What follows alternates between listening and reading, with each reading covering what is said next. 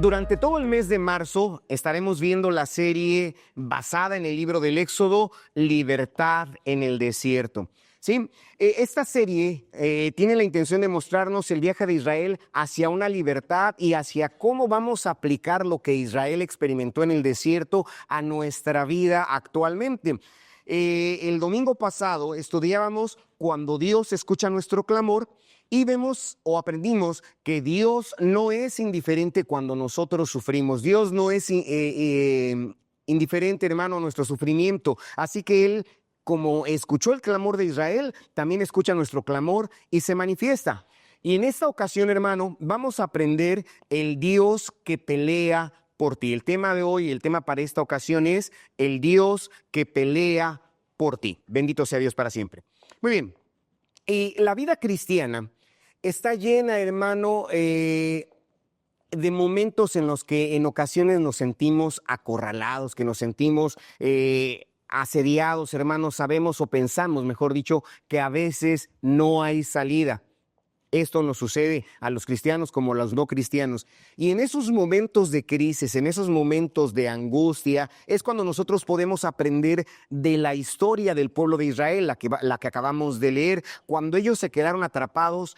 Lo diríamos actualmente entre la espada y la pared, pero ellos no estaban entre la espada y la pared, sino estaban, hermano, entre el faraón, el ejército del faraón, el ejército de los egipcios y un mar frente a ellos. Sí, estaban frente a la espada de los egipcios y entre la pared de agua que se les presentaba ante ellos. Pero en estos momentos de crisis vemos cómo Dios intervino, cómo Dios se manifestó, cómo Dios es el que pelea. Por eso es el tema de esta ocasión, hermano, el Dios que pelea por ti. Dios nos da una poderosa lección. A los israelitas les dio una poderosa, una tremenda lección cuando todo parecía perdido, cuando todo parecía acabado, cuando todo parecía que se iba a acabar de una manera muy trágica. Él peleó por ellos y Él de la misma forma pelea por nosotros en los momentos de angustia. Y este mensaje está dividido en varias partes. Quiero pasar a la primera cuando vemos qué es lo que sucede y por qué es que Dios pelea por nosotros. El primer punto que quiero tratar en esta ocasión es cuando el temor nos paraliza. ¿Sí? ¿Qué pasa, hermano? El temor se apodera de nuestros corazones cuando vemos los problemas y es muy normal. No sé si usted ha visto en algunas ocasiones, quizá a través de un video, de las personas que se ponen en un edificio alto, en una montaña, en un puente y después no pueden soltarse porque se quedan congelados. El temor, la angustia hace que ellos no puedan moverse. En otras ocasiones, cuando hay cuestiones de alerta, la persona no sabe cómo reaccionar porque el mismo temor hace que los músculos se queden tensos, que no se puedan mover, y es algo semejante a lo que le sucedió, pero en masa al pueblo de Israel, del pueblo de Israel. Dice el versículo 10 que leímos nosotros ahorita, que los hijos de Israel alzaron sus ojos, y aquí que los egipcios venían tras de ellos. Quiero que usted traslade un poquito su mente a lo que es la historia bíblica. ¿Qué es lo que sucede? Ellos estaban tranquilamente reposando al paso de los pequeños, porque llevaban niños, al paso del ganado, llevaban ganado junto con ellos, y hacia lo lejos se ve una polvadera. ¿Qué sucede? Se ve, hermano, y se escuchan los cascos de los caballos de los egipcios que vienen a tomarlos, siendo que ellos habían experimentado, habían vivido una liberación extraordinaria, conforme lo vimos el domingo pasado. Ellos habían visto cómo Dios se manifestó a través de poderosos hechos y después, hermano, de la muerte de los primogénitos, el pueblo egipcio los deja libres y ellos comienzan un transitar hacia una libertad. Ellos iban contentos, iban alegres, pero al enfrentarse a esta situación donde así en el horizonte se ven no otra cosa más que el mar tremendo y a lo lejos tras de ellos se ve, hermano, lo que es el pueblo egipcio, el ejército egipcio, se quedan paralizados. Y leímos en el versículo 10 que los hijos de Israel alzaron sus ojos y se dieron cuenta. Pero este versículo nos dice que temieron en gran manera. Quiero aclarar que el temor es una reacción, es completamente natural. Todas las personas en algún momento experimentamos un temor cuando nos enfrentamos ante problemas gigantescos y es natural, ¿sí? Parte del temor ha sido dado a nosotros como un instinto de conservación. El temor nos hace quizá huir. La Biblia dice que el prudente ve el peligro y huye o se esconde, y esto es algo natural. Pero Israel había visto las maravillas, como le comenté, las maravillas de Dios. Ellos habían visto cómo Dios se manifestaba, cómo Dios podía haberlos librado después de haber estado esclavizados, construyendo grandes edificios, construyendo grandes monumentos, habiendo sido, hermano, torturados a través de jornadas interminables de trabajo, cómo Dios se había manifestado en ellos, pero ahora estaban dudando. Sí, piensen esto. Vieron cómo el río se convirtió en sangre. Vieron cómo cayó granizo y consumió los campos de los egipcios. Vieron, hermano, cómo de repente el polvo se convirtió en piojos, hermano, e infectó, cómo las pieles de los egipcios se volvieron en llagas, cómo en la tierra de Egipto había oscuridad y en ellos había luz. Vieron grandes cosas, vieron cosas tremendas, vieron cómo el Señor les protegió del ángel destructor, reservando a sus primogénitos, y ellos se gozaban y glorificaban a Dios en medio de esos actos portentosos de Dios. Pero llegado el problema, se les olvidó. Sí, tuvieron grande temor. ¿Dónde está el Dios que nos libró? ¿Dónde está el Dios que hizo que las ranas salieran del río y llegaran inclusive a las cámaras, a las cocinas y a las habitaciones de los egipcios? ¿Dónde está ese Dios? Tenían ese temor y dudaban. ¿Qué pasa? A veces en nuestra vida cristiana, nosotros como creyentes, cuando nos sentimos solos en las circunstancias, a veces nos olvidamos de Dios. Pensamos que Dios no está con nosotros y a veces el miedo domina a las personas. Insisto, es algo que puede parecer como algo natural, que ante la enfermedad tremenda, ante una noticia adversa, ante la pérdida de un ser querido o cualquier circunstancia, a veces como que nos bloqueamos, nos quedamos congelados, pero se nos olvida que Dios está con nosotros. Y esto es algo natural. Pero ¿qué sucede? La desesperación nos lleva a olvidar de la fidelidad de Dios. Por eso es bien importante que seamos conscientes de cada momento que vivimos, de cada situación que tenemos. El versículo 11 que leímos comenta el pueblo al líder, a Moisés, y le preguntan: ¿no había sepulcros en Egipto que nos ha sacado para que muramos en el desierto? ¿Sí? Es decir, ellos, ahí les está proyectando en pantalla, le dijeron a Moisés: ¿no había sepulcros en Egipto que nos ha sacado para que muramos en el desierto? Preguntaron: ¿por qué has hecho así con nosotros, que nos has sacado de Egipto? Es decir, se olvidaron de la fidelidad de Dios. A veces el hombre se olvida de la intervención, cómo Dios ha rescatado. Las personas se olvidan cómo Dios se ha manifestado y pretende pensar que era mejor su vida antes del conocimiento del Evangelio, que su situación era mejor antes de convertirse al Evangelio. En crisis, el enemigo nos hace pensar que estar en la esclavitud es mejor que vivir la libertad. Y así sucede. En ocasiones, cuando en nuestra casa, cuando nuestra familia comienzan quizá a desconocernos porque nos hemos convertido al Evangelio, decimos: creo que hubiera sido mejor no haber conocido a Cristo. Sí, quizá como los negocios no funcionan como antes funcionaban, porque ahora tú sabes que debes trabajar con honestidad, tú sabes que debes de trabajar con rectitud, y aquellos negocios que quizás se hacían debajo del agua, por debajo de la mesa, ya no sabes que no debes hacerlos y ves como que no hay ese rendimiento, esas utilidades que esperabas. Dices: como que mejor me hubiera sido mantenerme en aquella situación, en aquella posición. Pero, hermano, necesitamos entender que no vamos a idealizar el pasado, porque a veces piensas que el pasado es: me iba mejor, mi vida anterior era mejor. No tenemos que idealizar el pasado como si estuviésemos mejor. ¿Qué tenemos que hacer? Porque la incredulidad hace dudar del plan de Dios, la incredulidad hace dudar de las promesas de Dios. Me voy a salir un poquito del Antiguo Testamento y me voy a trasladar hasta los tiempos del primer siglo, cuando Jesús estaba con sus discípulos y ellos estaban en una embarcación. En esa embarcación comenzaron a levantarse las olas, fuertes vientos, y a lo lejos comenzaron a ver una silueta y se asustaron. Dijeron: un fantasma, un fantasma. Pero no era un fantasma, era el Señor que se acercaba en ellos, se acercaba hacia ellos. Uno de los intrépidos de los discípulos, llamado Pedro, le dijo: si es que realmente eres tú, Señor, permíteme ir hacia ti. La respuesta del maestro fue: Pedro, ven. Cuando ese hombre, sus sandalias comienzan a sentir la frialdad del agua en las plantas de sus pies, ¿qué sucede? Da paso 1, da paso 2, pero comienza a dudar. Ve las olas en son derredor. Quizá el viento le movía el copete, si es que todavía tenía copete el buen Pedro. Y no tenía la vista puesta en Cristo Jesús. ¿Y qué es lo que sucede?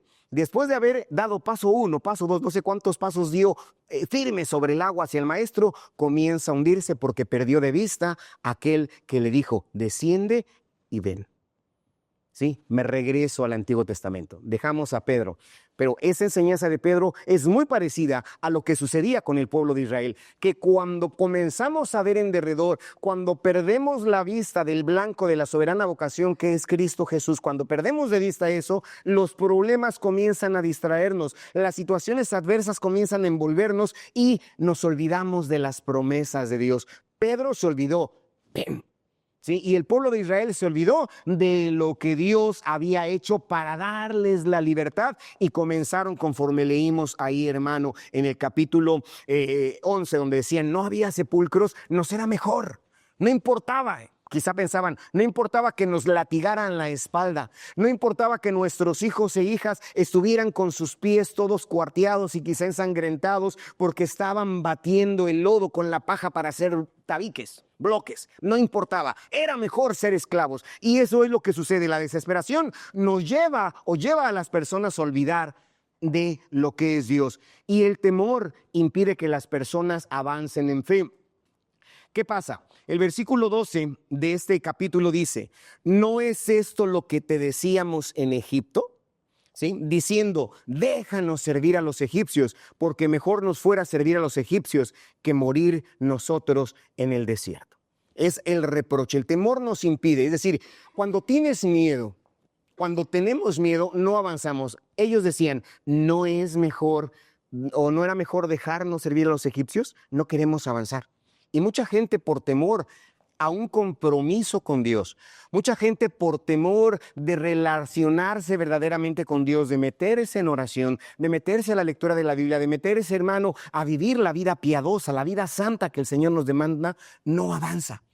Se queda estancada y piensa que el pasado es mejor. Mucha gente ha claudicado de la fe y ha regresado a su vida interior. ¿Por qué? Porque el temor impide avanzar en la fe. En momentos de crisis, el temor nos hace retroceder en lugar de confiar.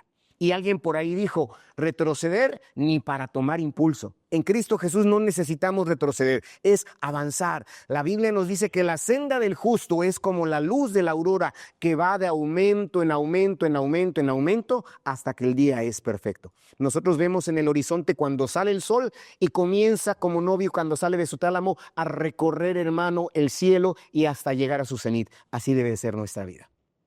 Así debe de ser nuestra vida. Israel prefería la esclavitud a la incertidumbre del futuro con Dios. ¿Sí? Dios les dijo, salgan, yo los voy a guiar, los voy a llevar a una tierra que fluye leche y miel. Pero tenían duda del camino. Tenían duda de qué es lo que iba a suceder. Dios tenía un plan de libertad para ellos, pero no conocía. El pueblo no quiso ver, no quiso confiar plenamente en Dios y tenían duda en su corazón. Y hoy día muchas personas prefieren quedarse en una vida sin propósito por miedo a lo desconocido.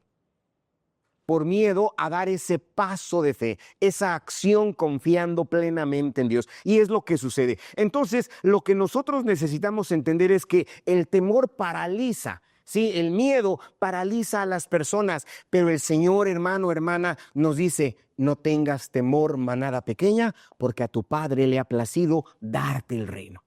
Sí, no temas que yo estoy contigo, dice el Señor. Así, no temas que yo estoy contigo, no desmayes que yo soy tu Dios.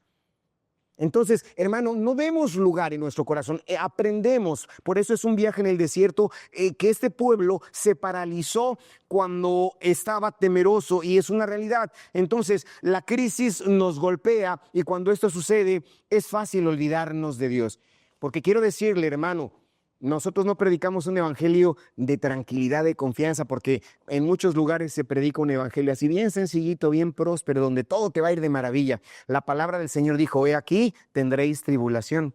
He aquí el fuego hará la prueba y necesitamos entender que seremos probados. Nuestra vida pasará por circunstancias quizá un poco difíciles, pero hermano, hermana, el Señor está a nuestro lado.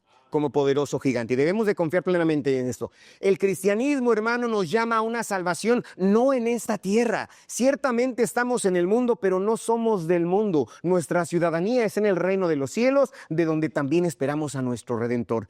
Hermano, pero mientras esto sucede, en ese transitar por la vida, tendremos aflicción.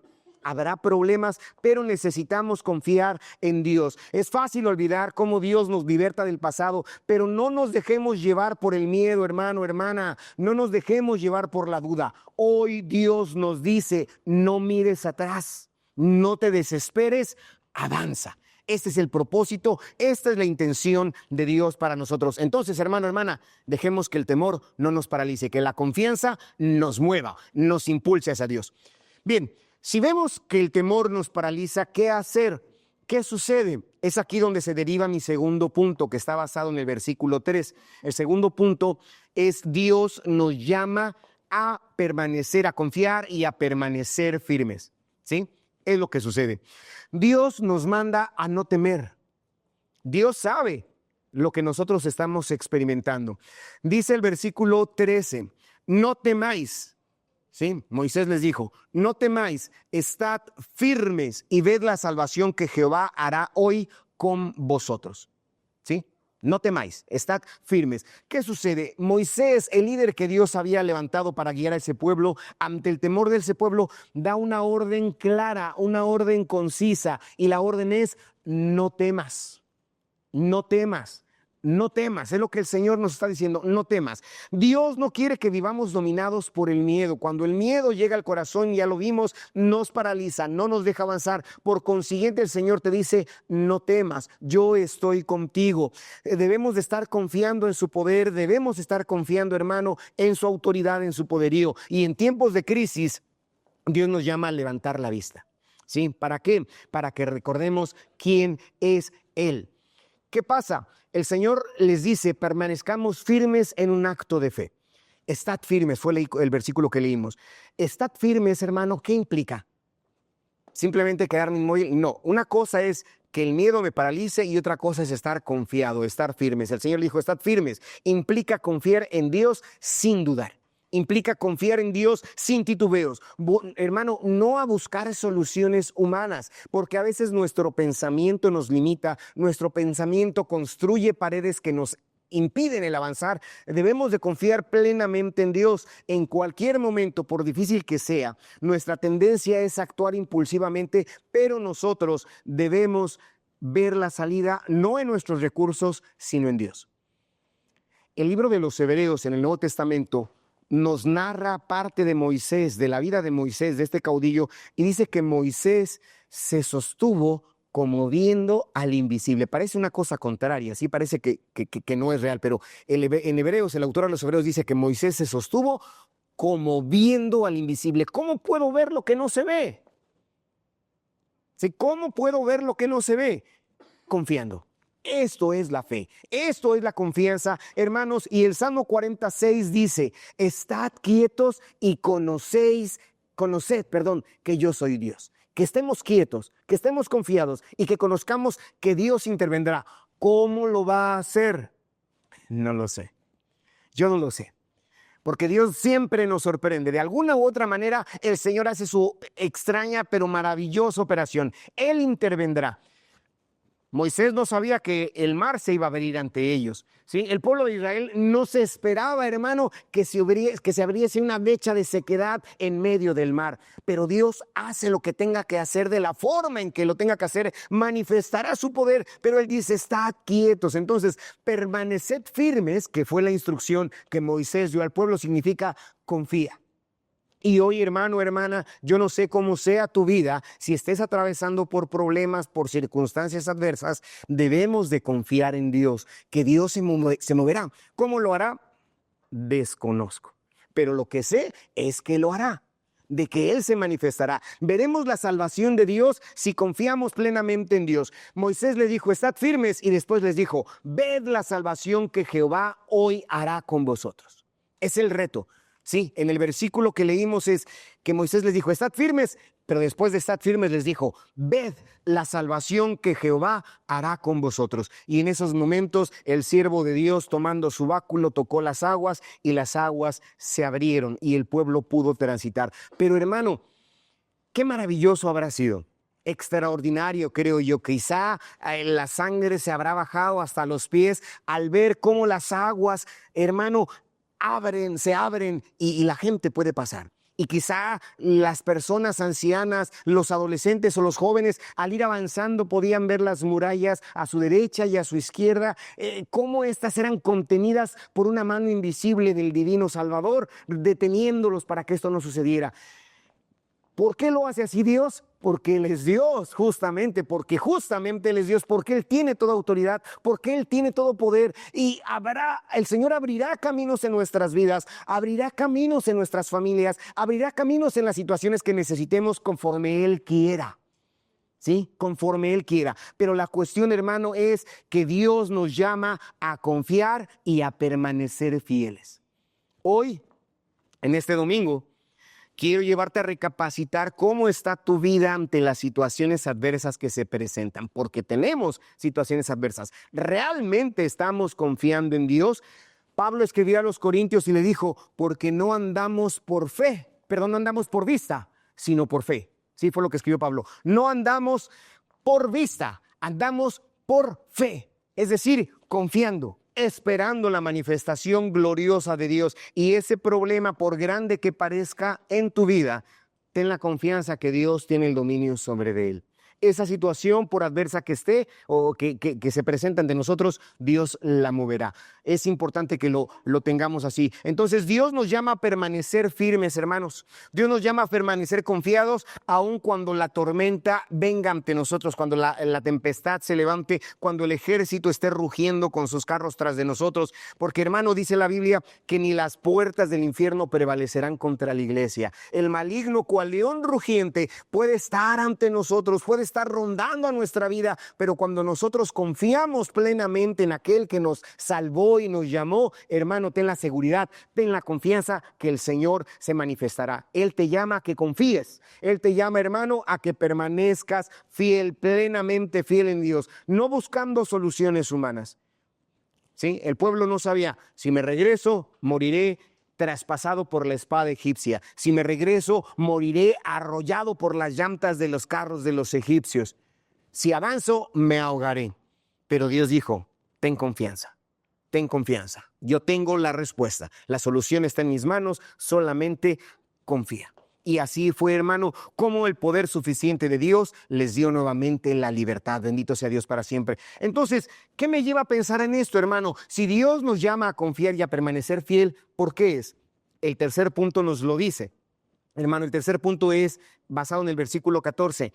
Porque Dios pelea por nosotros. Sí, Dios pelea por nosotros. Dios toma el control de la batalla. De hecho, hermano, Jehová, como lo hemos leído en el Antiguo Testamento, Jehová es el nombre de guerra de nuestro Dios.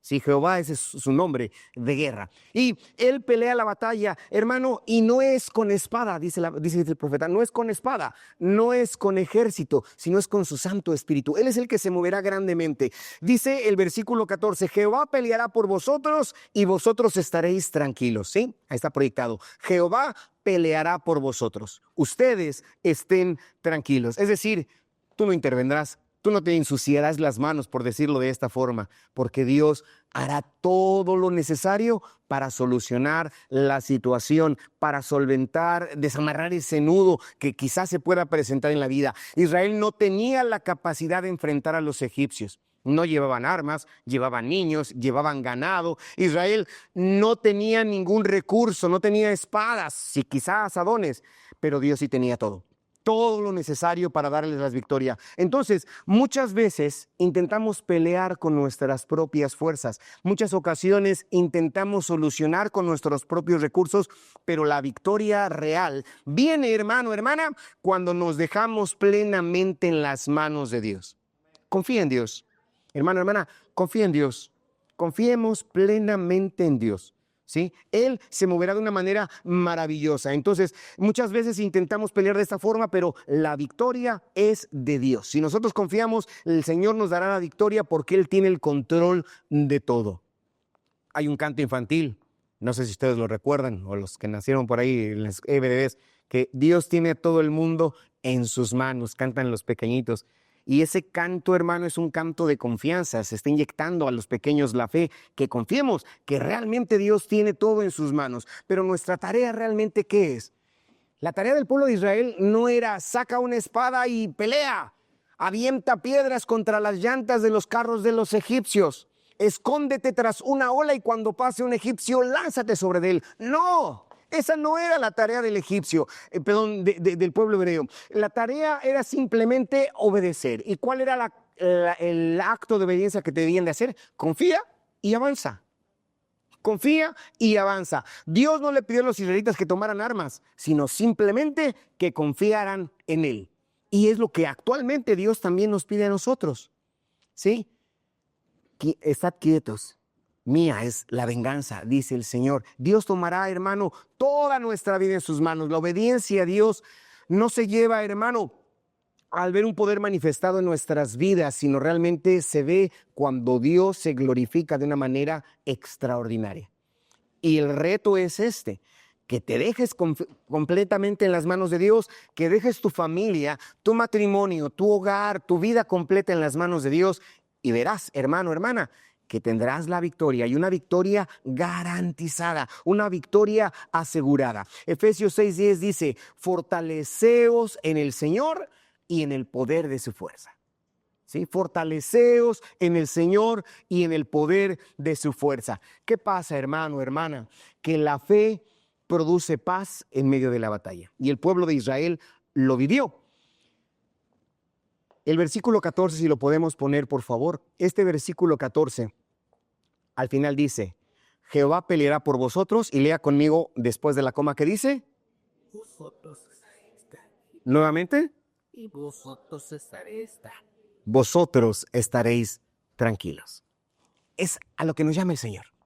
¿Sí? Vosotros estaréis tranquilos. Cuando confiamos en que Dios pelea por nosotros, encontramos realmente el descanso en Dios, encontramos la tranquilidad, encontramos la confianza, ese remanso de paz que nuestra vida necesita. Podremos dormir tranquilamente sabiendo que el Señor me cuida como si fuera la niña de sus ojos, sabiendo que Él es mi buen pastor y que nada me va a faltar, sabiendo que Él está a mi lado como poderoso gigante y puedo estar confiado, puedo estar confiada. ¿Qué pasa? Porque el Señor está en nuestra vida. Filipenses 4:7 dice, y la paz de Dios que sobrepasa a todo entendimiento, si no hay una lógica, porque a veces queremos hallar la lógica, pero Pablo cuando escribió a Filipos les dijo, y la paz de Dios que sobrepasa a todo entendimiento, guardará vuestros corazones, guardará vuestros pensamientos en Cristo Jesús. La paz de Dios, el shalom,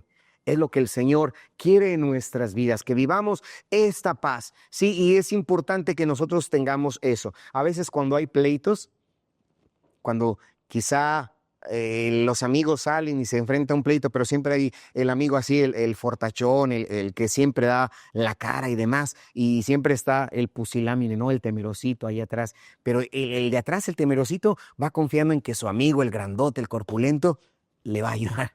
Hermano, Dios es más que nuestro amigo. Él es nuestro Dios. Él es nuestro Salvador. Y no es simplemente corpulento. Él es todopoderoso. Y debemos de confiar en esto. Que aunque el adversario se presente en nuestra vida, dice, no habrá plaga que toque tu morada. No habrá arma forjada contra ti que prosperará, porque Dios es contigo. Debemos de estar tranquilos. Debemos estar confiados, hermano, hermana. Y eso es lo más importante. Muy bien. Pero creo yo que este sermón estaría incompleto, sería incompleto y mi labor como predicador sería incompleto si yo no le dijese que no nada más son los problemas, que no solamente Dios nos llama a estar tranquilos en medio de problemas económicos, problemas de salud, problemas familiares, problemas laborales o sociales, no. Hay algo mayor, hay algo mayor que esto, hermano, que el enemigo no solamente es eso que tenemos ahí, sino que el pecado es nuestro peor enemigo.